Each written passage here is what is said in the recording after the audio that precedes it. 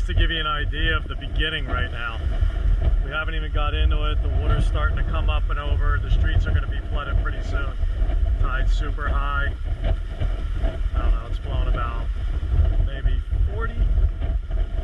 So let's go make some rum. Hey everybody, welcome to Key West First Legal Rum Distillery. I'm Paul Menta, and I don't know, it's probably getting close to just being around midnight. And we're here in the distillery to make some rum. So as you can see, my pressure gauge here that we're reading in the distillery, the pressure in here is around 999, 998 right now. So we're going to be making some rum. You can see where we're holding our vapor temperature here, a little bit lower than we normally do. You can see inside the bubble plate bubbling away. And you can also see the rum coming out. See, the idea of this is, my friend Jimcantore and me were talking years back, and I asked him about pressure because pressure affects everything. Pressure affects how tight this still is right now. Pressure affects temperature and cooking temperature and vapor pressure. Well, I need to make a little adjustment here while we're talking about that. If you could smell this right now, you know, when you get to do and make rum all the time, you know your stills, you know the smells. This has a very unique smell already. So the idea is when this pressure gets this low, we can make it, the vapor of the alcohol, boil a little bit lower and a little bit sooner and a little bit slower so we can get more vapor temperature. And what we can basically do is we want to collect not the methanol. The methanol is going to go back down into the pot. This is going to run up in the column. Methanol and the bad stuff is going down there. It's heating up quicker tonight, and I'm going to capture some really nice flavors in here that I normally can't get because I don't have that low of a pressure. Now, if I was at 10,000 feet, I might be able to get it, but I wouldn't have the same humidity. I wouldn't have below us right now. It's coming high tide, and there's water about 2 feet below us, so we wouldn't have all this kind of stuff. So, you know, it's really good. Obviously, some people are out doing some stuff. The police are out tonight, getting a little late. But the idea is to make a really special rum here and to make something that's very unique, just like we did during Irma. We even did it during Hurricane Matthew, but right now the pressure is lower than it was at Hurricane Matthew. It's kind of a really unique storm because the way it's spinning and coming around at us, it's giving us the pressure, but there's a lot of dry air. So what that's enabled us to do is we're getting a ton of wind outside right now and a little bit of flooding. Down the end of the street, it's starting to fill up and flood in a little bit. Not as much as I thought, but we'll see as we get to about 2 a.m. So I'm going to be here running this batch. I'm really hoping that I can get the pear flavor out of this batch and black truffle. Black truffle is already present in my fermentation tanks, which are those big silver tanks over there. So to get that out and to get that pear flavor, I need this low pressure, this kind of what you call storm infused, hurricane infused rum. And if anybody out there has ever had it, they know that it's a real special treat. So hopefully we're going to have something for you.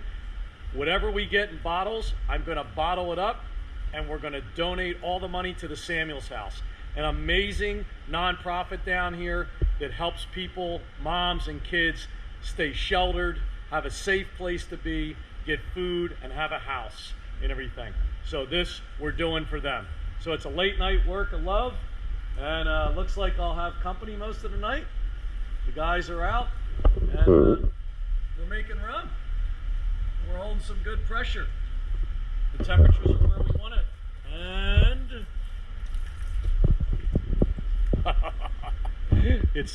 I think it's going to happen. So stay tuned. Thanks a lot.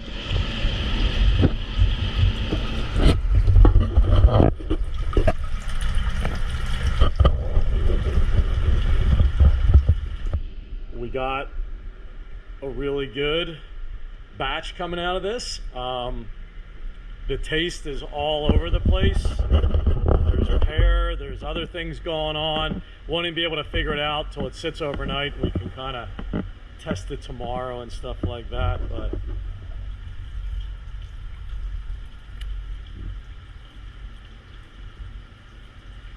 wow, it's different. I can't figure it all the way out. I gotta try again.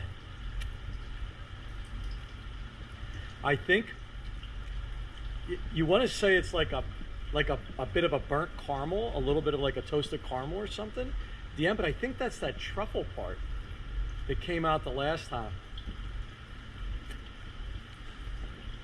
I don't know, but it's going to be really good.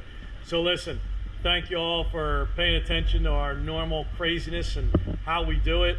It's a great excuse to come out and raise some money for the Samuels house. And I know all you've been writing in and everybody wants a bottle.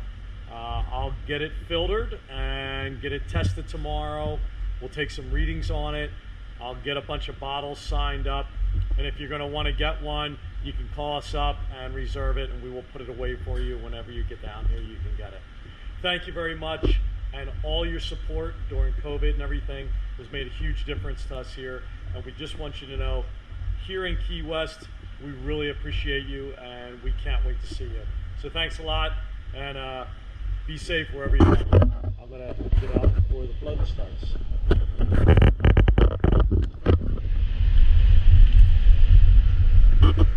Hey everybody, so it's the next day, and as you can see, we have our ETA 996. That was our pressure at about 2:30 this morning, 11/8/2020. The year of many mysteries, so we get something cool out of it at least. So right away, you can get all the toasted caramel.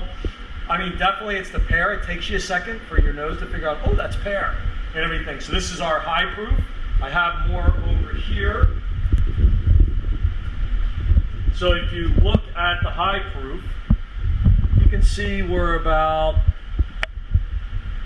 probably after the temperature, because we have to adjust for temperature, we're like 162. I've adjusted this one to 80. I've done nothing to it. A lot of times I put it through the carbon coal. I didn't want to do that this time because it's really nice. This is my cylinder. I won't do this with yours, but we have to have a taste.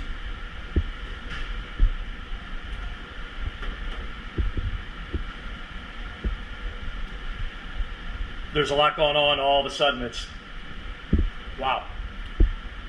Okay, so how you're going to taste this? Drinking it chilled is going to be really nice. You wouldn't even need an ice cube in this. I would chill it or put it in the freezer. You're going to get that toasted caramel up front, the pear. You'll feel in your throat at the end. Just the butterscotch comes up in your mouth at the end, and you get the truffle. So what we're going to do is we're going to bottle it. I like this bottle because this is kind of old school, kind of represents what's going on. I'm going to use a label that we generally don't use anymore. You can't buy in the store. Might as well keep it local. You know, it's Key West. This is something special. So I'm going to get this labeled up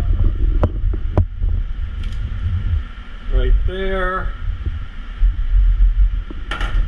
And I'm going to sign.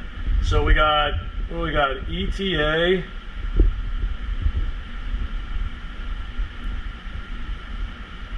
(996).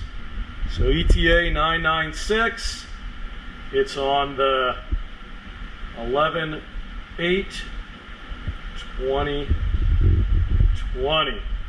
And then of course I'll verify it with a signature.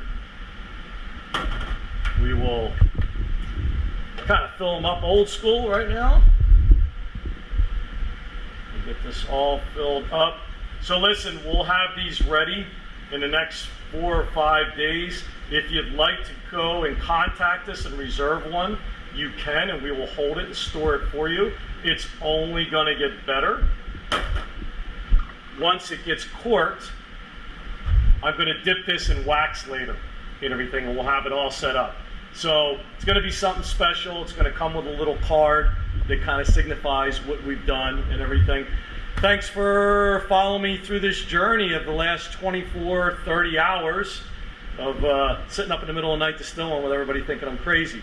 And listen, everybody up in the upper Keys and in the mainland that got really flooded and everything, I hope you're doing okay. I hope everything's calmed down. We were blessed in Key West. The eye stayed over us the whole time, and it produced a really incredible, one-of-a-kind rum that I hope we don't get again.